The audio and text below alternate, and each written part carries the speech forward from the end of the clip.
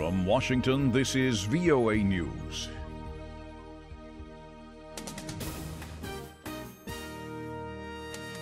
I'm Jonathan Jones reporting. The United States on Monday vetoed a draft UN resolution rejecting President Trump's decision to recognize Jerusalem as Israel's capital. The veto came after all 14 other Security Council members voted for the resolution. The veto highlighted the isolation of the United States over the president's announcement that the U.S. Embassy will be moved from Tel Aviv to Jerusalem. That effectively ignores Palestinian claims on the city. At least 6 people were killed and more than 30 others wounded when a Taliban suicide bomber detonated his explosives-packed vehicle late Monday near a security convoy in southern Afghanistan. Officials say the bombing happened in Lashkargah, the capital of the restive Helmand province, hours after Islamic State terrorists attacked an Afghan intelligence agency training facility in the capital, Kabul.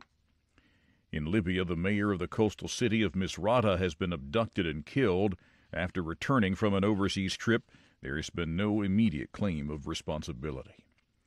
Protesters set fire to the offices of the ruling party Monday in Iraq's semi-autonomous Kurdish region during widespread protests over unpaid salaries and suspected corruption. Kurds demanding the resignation of the ruling Kurdish Democratic Party torched its offices in northern Iraq. Reporters for VOA's Kurdish service said fires were also set at the offices of the Patriotic Union of Kurdistan, Change Movement, Islamic Union of Kurdistan, and Islamic Group, all in Sulaymaniyah province. This is VOA News. South Africa's ruling party has elected a new leader, Cyril Ramaphosa, who will likely be the party's presidential candidate in the next national election. But will Ramaphosa, who was not the outgoing president's choice, be able to overcome the massive challenges ahead for the party? VOA's Anita Powell reports from Johannesburg. The party's electoral commission announced the results Monday after a tense party conference in Soweto. Comrade Nkosazana Dlamini Zuma received 2261 votes, and Comrade Cyril Ramaphosa received 2440 votes. Ramaphosa, a successful businessman and current deputy president, has promised to bring business-friendly policies to South Africa. But that may not be what pushed him over the top in this tight and tense vote to lead the African National Congress Party. His opponent was Nkosazana Dlamini Zuma, a former top diplomat and minister who was also, for 16 years, the wife of the South African president, Jacob Zuma. Zuma is still president. His term as leader of the nation ends in 2019. But Zuma's popularity has sunk lower and lower as he dealt with one corruption scandal after another. Anita Powell, VOA News, Johannesburg. An Amtrak train derailed in the northwestern U.S. state of Washington Monday during its first ever run along a faster new route. Some of its cars fell onto a busy highway below and caused, quote, multiple fatalities. A spokesman for the local sheriff's office told reporters, "It's pretty horrific. There are multiple fatalities.